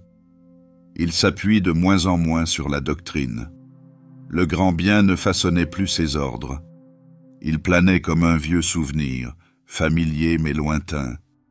Ses guerriers le suivent sans hésiter. Mais ils ne se demandent plus pourquoi. La nuit, la lame reposait à ses côtés. Elle palpitait doucement, comme un souffle, comme une pensée. Elle n'était pas vivante, mais elle était consciente, et elle l'observait. Il a commencé à prendre des décisions que l'Empire n'avait pas autorisées, des déviations d'abord, puis des refus. Il anticipa les ordres qui n'avaient pas encore été donnés et choisit différemment. Les messages venant d'en haut se firent plus fréquents, polis, préoccupés. Il n'y répondait que lorsque cela servait la mission. Il n'a jamais demandé la permission. Il n'en a plus besoin. Interrogé sur la lame, il n'a rien dit. Il n'a donné qu'une seule réponse. Il coupe ce qui doit être coupé. Il y a eu des jours où il a regardé à l'intérieur et n'a pas reconnu ce qu'il y avait derrière. Pas la corruption, pas la folie, juste la distance, vaste, calme, nécessaire. La lame de l'aube n'avait pas d'allégeance, mais elle avait trouvé un maître, et à travers elle, Farsight ne se déplaçait plus comme un serviteur ou un symbole. Il s'est déplacé comme un but qui a pris forme, sans aucune obligation de résultat. Et sous le ciel rouge de ce monde oublié, le cratère est resté intact, comme si les étoiles se souvenaient encore.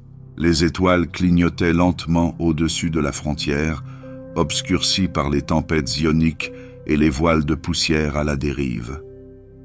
Un monde sans nom était assiégé, non par des armes ou des monstres, mais par l'absence. Dans la longue colonne vertébrale de la campagne, Satea s'arrêta de parler. Pas de commande, pas de mise à jour, pas de voix. La caste du feu attendit. Au début, il était facile d'accuser les tempêtes ou les relais. Les défaillances étaient fréquentes à cette distance, mais les jours passèrent, puis des semaines. La statique retenait les canaux comme un souffle retenu. Pas de renfort, pas de redirection, juste la pulsation creuse du néant. Le commandant Farsight se tenait sous l'auvent de son poste avancé. Une lune pâle bordait l'horizon déchiqueté. Le dernier message de Satea avait été routinier. Affirmation, encouragement, doctrine. Depuis, c'est le silence. Pas de colère, pas incertain, juste parti. Il tapote le panneau de communication. Une fréquence différente, puis une autre. Plus de silence, pas de dysfonctionnement. Le message était le silence. Satea était un monde pilier, une voie de certitude dans le cœur de l'Empire Tau. Son immobilité actuelle, son refus de parler, ressemblaient à quelque chose de plus profond qu'un signal perdu. Cela ressemblait à une question. Retourner, attendre, retraite? Farsight se tourna vers les champs de bataille où ces guerriers s'entraînaient sous la poussière tourbillonnante. Leur ligne tenait bon. La discipline est intacte. Mais il pouvait le sentir. L'hésitation. Ce n'est pas le doute qui l'habite, mais la dissonance. La guerre qu'il menait ne correspondait plus à celle décrite dans les briefings de Tau. Le grand bien ne les a pas abandonnés, mais il ne savait plus où il se trouvait. Cette nuit-là, Oshova a parcouru le périmètre, passant devant les guerriers au repos. Il passa devant des drones refroidis depuis longtemps. Il s'arrêta près d'un petit sanctuaire, autrefois entretenu avec révérence. Aujourd'hui, il est resté propre, mais n'a pas été touché. Il ne s'agenouilla pas. Il se contenta de regarder. Puis, dans la pénombre du matin, il donne l'ordre suivant. Pas à partir d'une commande, pas à partir d'un script, à partir d'ici. L'attaque est rapide. Un avant-poste ennemi harcelant les lignes de ravitaillement est éliminé avec précision. Pas de gloire, pas d'hymne, juste une réponse à une nécessité. Les rapports sont archivés dans le vide statique, sachant qu'ils ne seront peut-être jamais lus. Il n'y a pas eu de réponse. Seul un ciel veille encore. Derrière le silence, les chuchotements commencent. Ont-ils été oubliés? Étaient-ils seuls? Farsight ne répondit pas. Il resta plus longtemps aux cartes. Parla moins. Dormait moins. Chaque décision était aiguisée par l'absence de surveillance. Il n'attend plus de permission. Il n'attendait plus de retour. La lame de l'aube reposait à proximité, immobile. Et bien au-delà, Sachéa est restée silencieuse. Que ce soit par prudence ou par abandon, cela n'a plus d'importance. Farsight s'avança, non par défi, mais parce qu'il ne restait rien d'autre.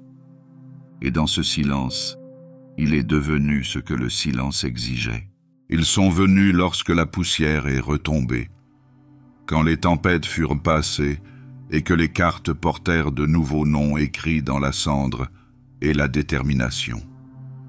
Les hétéros arrivèrent comme les échos d'une certitude disparue, calmes, délibérés, vêtus des mêmes robes sereines qu'ils avaient toujours portées. Mais le monde sur lequel ils débarquèrent avait changé. Farsight les rejoignit au bord du terrain d'atterrissage. Il se tenait immobile, les bras le long du corps, la lame de l'aube posée dans son dos. Il n'y eut pas de salutation. Aucune garde d'honneur ne fut rassemblée. Les guerriers de la caste du feu s'alignèrent le long du périmètre, pas en formation, mais en train d'observer. Ils attendaient.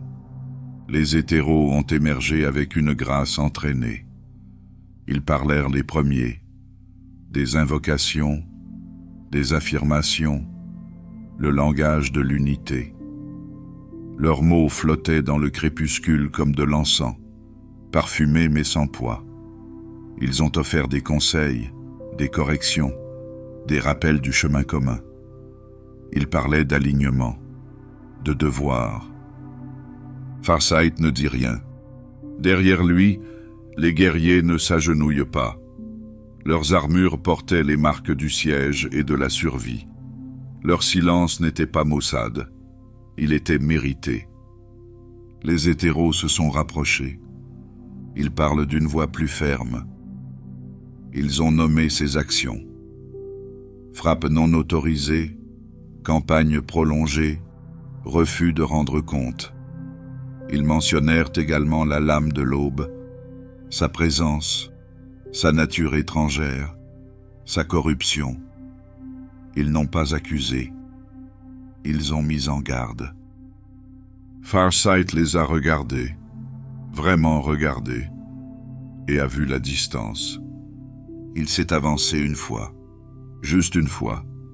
Ce n'était pas un défi, c'était de la clarté. Il parlait doucement, d'une voix égale. Non pas comme quelqu'un en dessous d'eux, mais comme quelqu'un qui ne regarde plus vers le haut. Il leur a parlé du silence, des batailles menées sans bénédiction, des décisions prises sans réponse. Il leur a parlé des guerriers qui ont tenu les lignes longtemps après que l'espoir ait disparu. Il leur dit qu'il avait attendu des ordres, une vision, des soins, et que lorsqu'il n'y en avait pas, il avait agi. Les hétéros ont écouté. Ils ont ensuite invoqué la doctrine, appelé pour le retour, loyauté invoquée. Mais leurs voix n'ont pas porté. Un à un, les guerriers derrière Farsight s'avancent. Pas de discours, pas de défi. Seulement un alignement, non pas sur la rébellion, mais sur le seul chef qui était resté. Les hétéros ont reculé. Ils ont compris. Leur navette a décollé quelques heures plus tard. Pas de cérémonie, pas d'adieu, juste un retrait. Farsight ne l'a pas vu partir. Il retourne à sa tente, accrocher la lame, fixe les étoiles. Il n'y a pas eu de victoire, seulement la compréhension. La ligne ne s'est pas rompue par défi. Elle s'est interrompue dans le silence. Et de l'autre côté, ils n'ont pas trouvé le chaos, mais quelque chose d'inébranlable. Pas la loyauté. Pas une hérésie. C'est la vérité. Et la vérité, une fois trouvée, ne demande aucune permission. Il n'y a pas eu de proclamation. Aucune bannière n'a été brûlée. Aucune déclaration n'a traversé le vide. La fracture n'a pas rugi. Elle a soupiré. Elle est arrivée comme une brume précoce dans une plaine, sans qu'on s'en aperçoive, jusqu'à ce que toutes les surfaces soient humides. Aucune bataille n'a annoncé sa naissance. Aucune ligne n'a été formellement franchie. Les enclaves ne sont pas nées de la guerre. Elles sont nées de l'absence. Au-delà du golfe de Damoclès, là où la lumière des étoiles s'atténue et où les cartes se raréfinent, une nouvelle forme s'est formée, sans qu'on le dise, sans qu'on le veuille. Elle n'est pas née de l'ambition, mais de l'endurance. Une chaîne de monde, attachée non pas par un ordre de Tau Prime, mais par la mémoire, celle du feu tenu, des camarades non abandonnés, d'un commandant qui est resté quand le silence s'est abattu. Farsight ne l'a pas nommé. Il n'a pas rédigé de doctrine. Aucun manifeste n'a été publié. Au lieu de cela, le fossé s'est creusé à chaque message resté sans réponse. Les renforts ont diminué. Les communications vocales ont cessé. Les paroles de l'Empire, autrefois régulières, arrivaient maintenant en retard, voire pas du tout.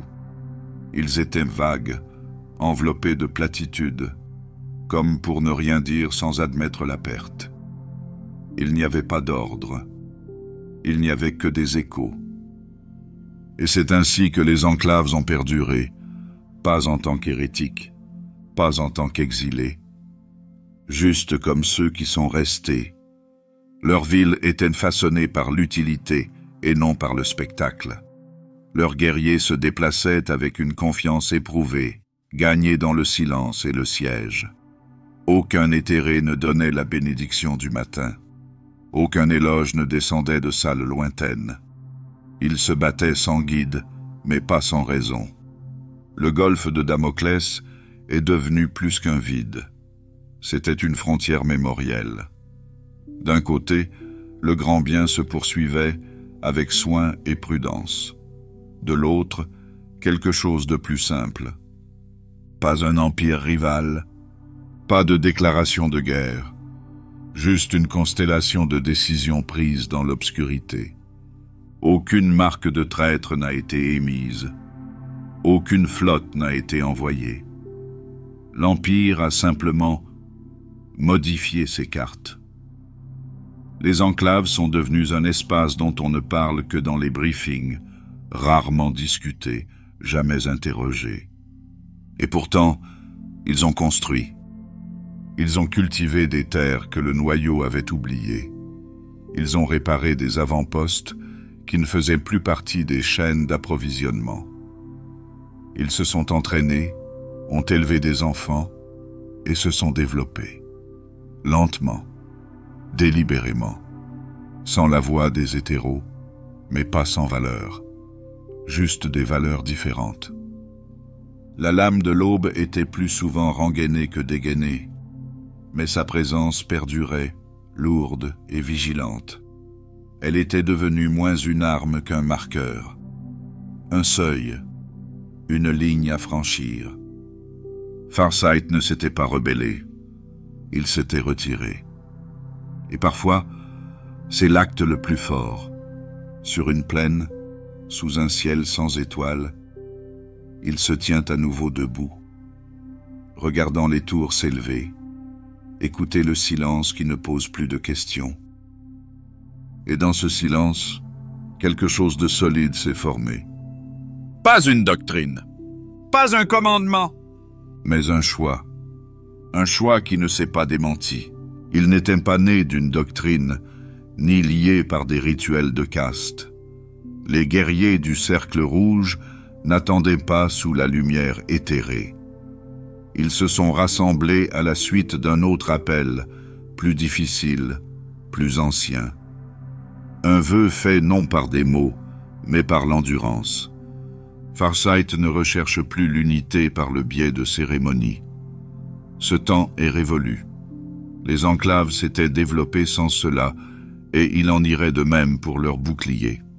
Autour de lui, il rassembla ceux qui n'avaient pas rompu, non par obéissance, mais parce qu'ils étaient restés debout quand d'autres étaient tombés. Il se souvenait, pas de titre, pas d'élévation, juste une présence. Le cercle s'est formé lentement, non pas par le biais d'affectation ou de mérite, mais par la reconnaissance. Il s'agissait de guerriers qui ne bronchaient pas en silence, qui avaient trop survécu pour avoir besoin d'explications.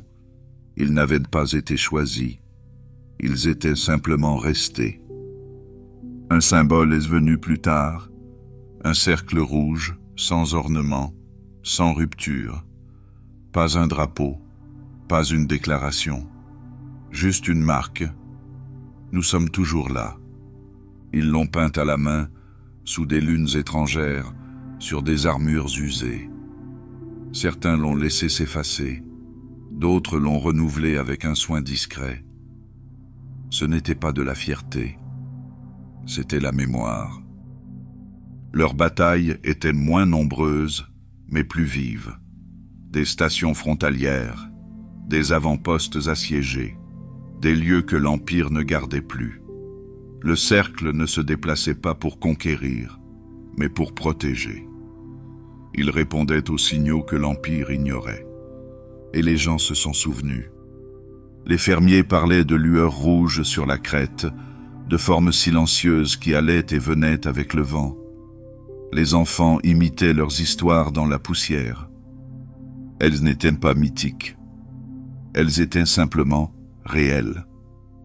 Pourtant, quelque chose de plus sombre s'agite sous le calme. Farsight l'a senti. La lame de l'aube restait proche. Son bourdonnement silencieux et régulier ne lui était plus étranger. Il ne dormait pas profondément. Dans ses rêves, les étoiles ne correspondaient jamais au ciel. Mais il a continué à marcher. Le cercle n'a pas demandé de plan. Il l'avait suivi assez longtemps pour le lire sans discours. Ses pas étaient les leurs. Son silence, suffisant. Ils ont enduré. Pas par règle, par choix. Il se promenait parmi eux la nuit, non pas pour les inspecter, mais pour en ressentir le calme. Il s'arrêtait devant les phares, traçait le cercle rouge sur une coque et repartait. Le cercle ne s'est pas agrandi. Les nouveaux guerriers venaient rarement, et seulement lorsque le silence les liait aussi. Ils s'entraînaient dans l'ombre. Ils mouraient sans chant. Leur nom ne vivait que dans le souffle. Loin à travers les étoiles, l'Empire murmurait la désunion. Mais les enclaves ne répondirent pas. Le cercle n'était pas une rébellion. C'est ce qui restait. Et Farsight, solidement ancré dans leur cœur, ne portait pas de titre, mais seulement un souvenir. Pas un héros, pas un traître, juste celui qui n'est pas parti. Il existe des cartes dans l'Empire Tau, des objets précis et étincelants, des lignes gravées dans la lumière, des territoires disposés comme les fils d'un grand dessin.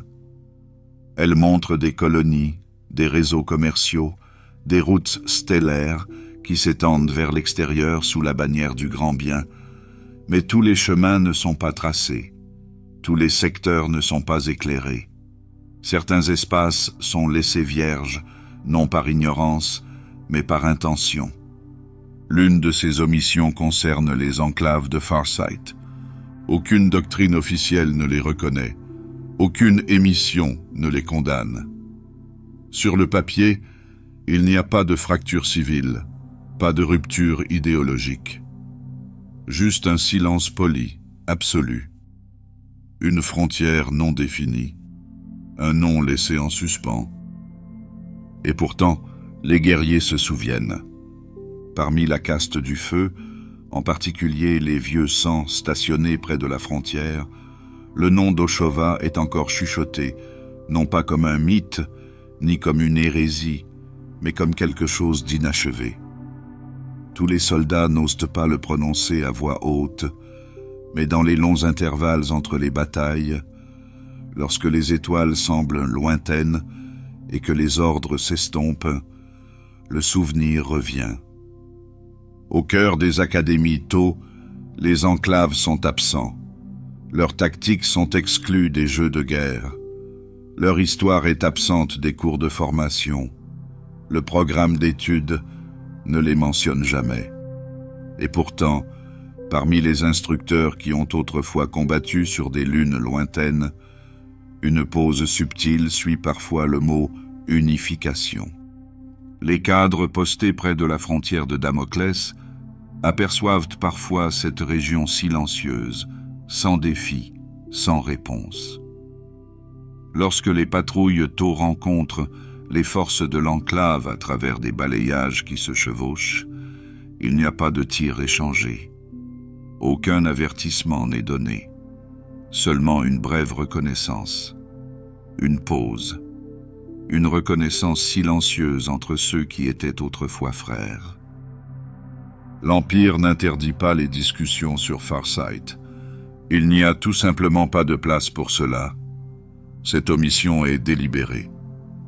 La caste éthérée comprend que le pouvoir réside non seulement dans le décret, mais aussi dans l'histoire. La stabilité n'est pas seulement assurée par les fusils à impulsion, mais aussi par le consensus, des récits étroitement contrôlés. Rappeler ouvertement les enclaves, c'est suggérer que l'unité peut se fracturer et survivre, que l'obéissance n'est pas la seule voie possible. Et cela est dangereux. Le silence se fait donc, mais tous les documents ne disparaissent pas. Dans les garnisons éloignées, des récits font encore surface, des armures sans marque arrivant dans des moments de crise, des guerriers sans bannière qui se battent avec précision, puis s'évanouissent dans la lumière des étoiles. Certains les appellent des mythes, d'autres se souviennent. Marques rouges laissées sur les murs, récupérations efficaces. Les escouades perdues sont revenues sans explication. Aucun nom n'a été proposé, mais le modèle reste le même. Et parfois, lorsque même les hétéros s'arrêtent entre deux directives, ils se demandent: les enclaves dérivent-ils vraiment hors de tout contrôle? Ou attendent-ils, toujours loyaux d'une manière que la doctrine ne peut mesurer? L'Empire détourne le regard, et les enclaves demeurent, plus claires dans l'absence que dans la mémoire, présentes dans chaque étoile vierge, toujours à l'affût. Toujours en suspens. Il est toujours là. Le temps s'écoule différemment dans le vide profond, plus lentement, plus froidement, dans la nuit sans fin qui sépare les soleils lointains.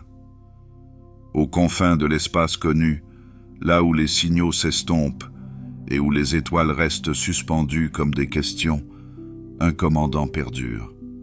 Farsight ne vieillit pas. Les années passent comme des échos. Les conflits se multiplient, les empires se transforment, mais lui reste inchangé. Son armure brille toujours d'un éclat cramoisi sous un ciel étranger. Ses mouvements sont toujours aussi précis, toujours aussi sûrs. Les vétérans qui se tenaient autrefois à ses côtés ont depuis longtemps pris leur retraite ou sont tombés dans des batailles que le temps a tenté d'enterrer. Mais il reste un point fixe dans une galaxie construite sur le changement. On l'appelle le commandant immortel. Certains disent que c'est sa seule volonté. D'autres parlent de la lame. La lame de l'aube ne le quitte jamais. Son origine reste inconnue, extraterrestre, ancienne, intouchée par la décomposition. Elle émet un léger bourdonnement lorsqu'elle est dégainée, non pas avec de la puissance, mais avec de la pression. Ceux qui l'approchent parlent de maux de tête, d'émotions suscitées sans raison.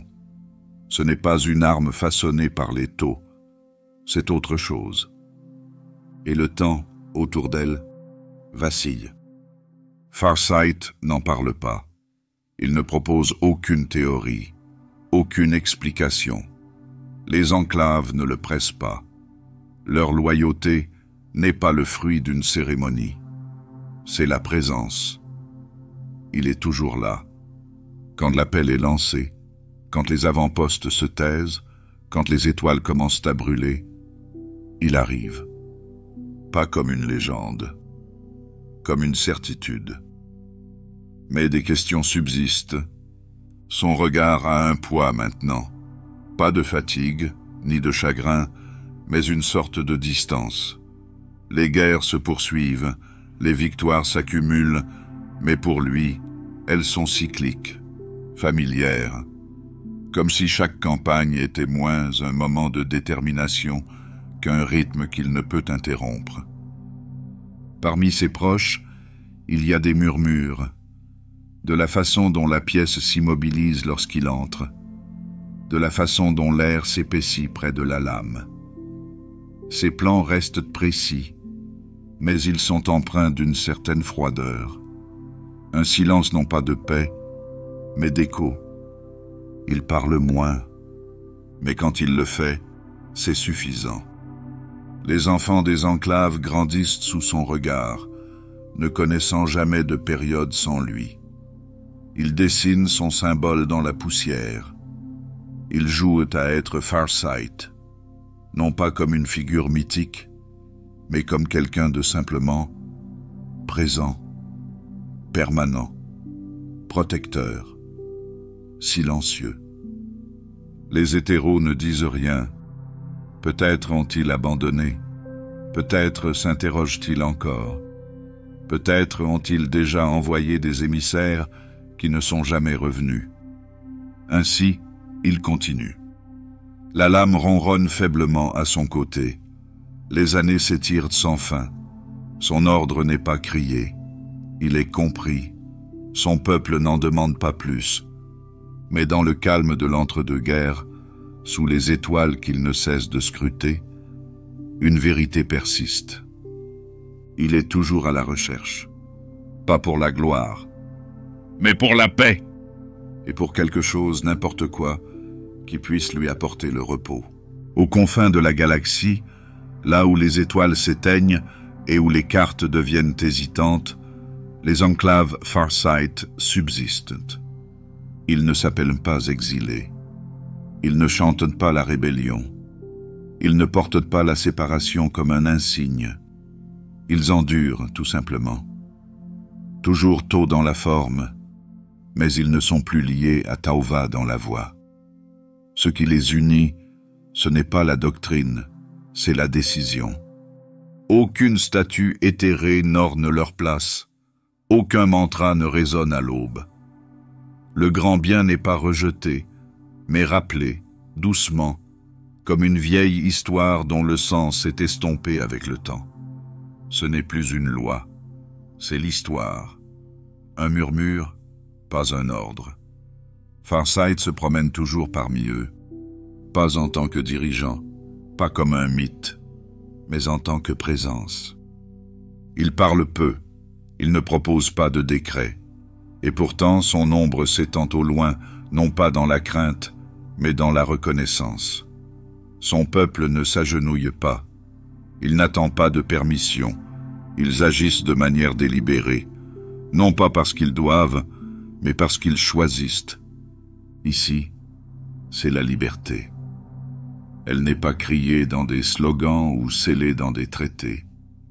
Elle respire dans les petites choses, dans la façon dont un soldat se repose sans regarder en l'air, dans la façon dont un enfant court sans réciter. Ce n'est pas une rébellion, c'est simplement la vie, vécue sans chaîne. Pourtant, même la liberté a des limites. Les enclaves ne sont pas les bienvenues dans l'Empire. Elles ne sont pas chassées, mais elles ne sont pas reconnues. Les communications en provenance de Tau Prime s'essoufflent comme des pensées à moitié achevées. Les archives omettent le nom d'Oshova. Les victoires ne sont pas revendiquées.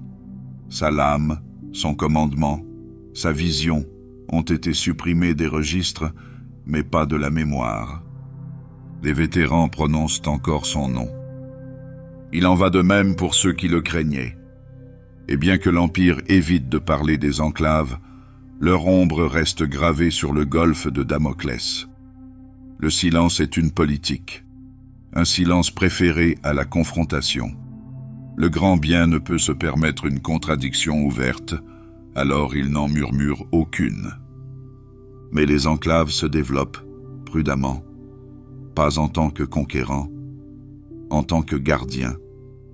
Chaque implantation est mesurée, réfléchie. Chaque dôme, chaque avant-poste est construit pour durer, pas pour s'étendre. Leurs guerriers sont entraînés non seulement à se battre, mais aussi à se poser des questions.